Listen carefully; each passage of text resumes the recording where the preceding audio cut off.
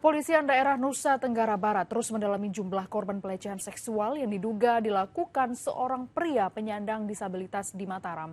Hingga Selasa sore, jumlah korban diperkirakan terus bertambah, sementara tersangka mengklaim dirinya dijebak.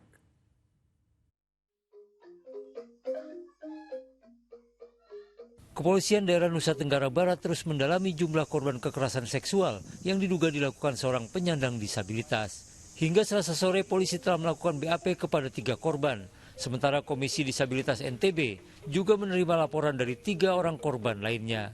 Berdasarkan keterangan saksi dan korban, polisi telah meningkatkan status pria difabel itu sebagai tersangka.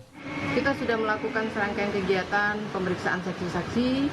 Kita juga sudah menghadirkan ahli yang kemudian berdasarkan kesaksian ahli tersebutlah kita meningkatkan status yang bersangkutan dari saksi menjadi tersangka. Tersangka mengaku kaget karena dituduh memperkosa 2 orang wanita. Ia merasa dijebak oleh korban. Masuk dah, disuruh saya sama dia masuk. Dia juga masuk, dia di depan kan. Nah saya ikutin dari belakang, masuk dia juga. Nah terus saya masuk, ditutup pintunya Pak sama dia.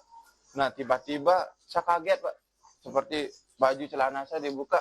Nggak tahu Pak gitu. Pas itu tuh, terus lagi kagetnya saya di berita-berita tuh dibilang polisi 2 saya perkosa cewek.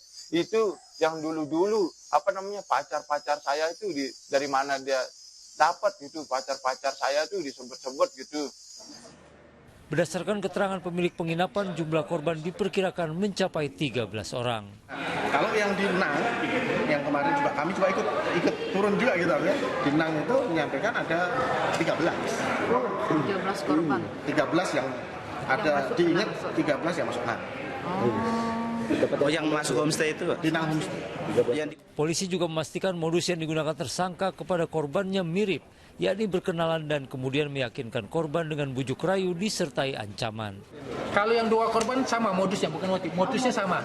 Jadi dia seolah-olah membangun persepsi, menekan korban dengan kondisi korban yang lemah, sehingga memanipulasi dan mengikuti kata-kata si pelaku. 2 korban yang sudah kita periksa.